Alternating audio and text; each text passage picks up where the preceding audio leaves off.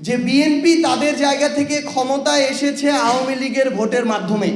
আমার আহত যোদ্ধা আর শহীদ পরিবারদেরকে বলছে যে তোদের সময় শেষ হয়ে এসেছে, আমরা ফিরে এসেছি, দেখব তোরা কি করতে পারিস। অন্তর্বর্তীকালীন সরকারের 133টা অধ্যাদেশ, এর মধ্যে ইতিমধ্যেই 20টা বাতিল হয়ে গিয়েছে। এগুলো আর নতুন করে আইন করার কোনো সুযোগ নেই। বিএনপি যদি করে তাদের মতো করে করবে। এই বাংলাদেশের সংস্কারের জন্য যেই প্রতিষ্ঠানগুলো বাংলাদেশের আওয়ামী লীগ ধ্বংস করে গিয়েছিল, সেগুলোর স্বাধীনতার জন্য এই 20টা অধ্যাদেশ বাকি 113টা অধ্যাদেশের চেয়েও বেশি গুরুত্বপূর্ণ ছিল।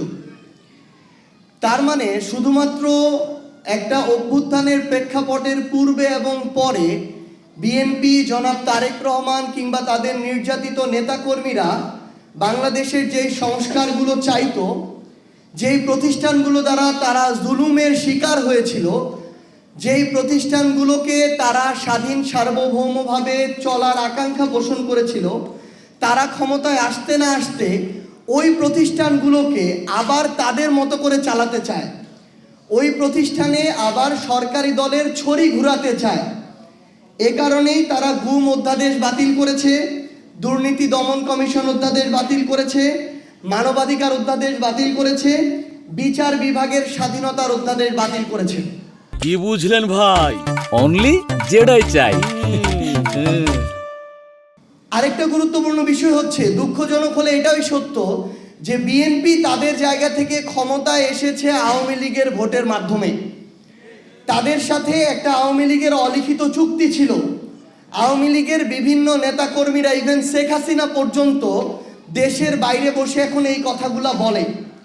তো এর মধ্য দিয়ে এখন সবচেয়ে বড় যে সমস্যাটা হয়েছে আমার জুলাইয়ের যোদ্ধাদের, শহীদ পরিবারদের, যে অভ্যুত্থানের পরে এই নতুন সরকারটা যখন গঠন করলো, তারপর থেকে আমরা দেখতে পেলাম সেই অলিখিত চুক্তির কারণে যারা ওই জুলাই যোদ্ধাদের উপরে অভ্যুত্থানের সময় আক্রমণ করেছিল, যারা আমাদের শহীদ ভাইদের হত্যার জন্য দায়ী, তাদের অনেক দাগী আসামিরা এখন জামিন পেয়ে যাচ্ছে।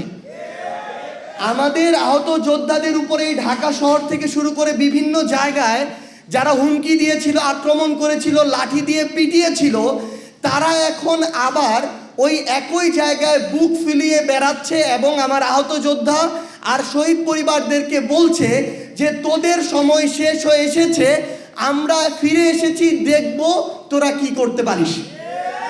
এইরকম হুমকির মধ্য দিয়ে আমার শহীদ পরিবাররা যাচ্ছে, আমার জুলাই যোদ্ধারা যাচ্ছে। আমরা বিএনপিকে আহ্বান করব যে আপনারা যদি আপনাদের জায়গা থেকে মনে করেন যে আপনারা বিরোধী দলের কবর খুঁড়বেন, আবার নিজেরা সংসদীয় স্বৈরতন্ত্রের পথে হাঁটবেন, তাহলে মনে রাখবেন ওই কবরের আপনাদের জায়গাটা হবে সবার আগে। এবং শহীদ পরিবার এবং আহত যোদ্ধাদের সর্বশেষ একটা কথাই বলবো, যে আপনারা দয়া করে কোনো কিছুর বিনিময়ে, কোনো কিছুর বিভিন্ন ধরনের তারা তাদের জায়গা থেকে আমরা দেখাচ্ছি, আপনাদেরকে আশা দেখাচ্ছে, লোভ দেখাচ্ছে, দয়া করে এগুলোর বিনিময়ে বিভাজিত হয়ে সামগ্রিকভাবে আপনাদের যে আকাঙ্ক্ষাটা, এটাকে ক্ষতিগ্রস্ত করবেন না। কারণ এই আকাঙ্ক্ষা যদি ক্ষতিগ্রস্ত হয়, বাংলাদেশ ক্ষতিগ্রস্ত হবে, আর বাংলাদেশ ক্ষতিগ্রস্ত হলে আপনিও বাংলাদেশের অংশ, আপনিও এটা হবেন। আমরা আপনাদেরকে কোনো দলের ব্যানারে দেখতে চাই না। আমরা চাই সকল শহীদ পরিবার এবং আহত যোদ্ধারা একসাথে যেই আকাঙ্ক্ষা নিয়ে আপনাদের পরিবারের মানুষগুলো জীবন দিয়েছে, আপনারা ওই আকাঙ্ক্ষার পক্ষে থাকুন। যদি আমরা এর পক্ষে কথা বলি তাহলে আমাদের পক্ষে কথা বলতে পারেন, যদি আমরা বিপক্ষে কথা বলি তাহলে প্রয়োজনে আমাদের বিপক্ষে কথা বলবেন।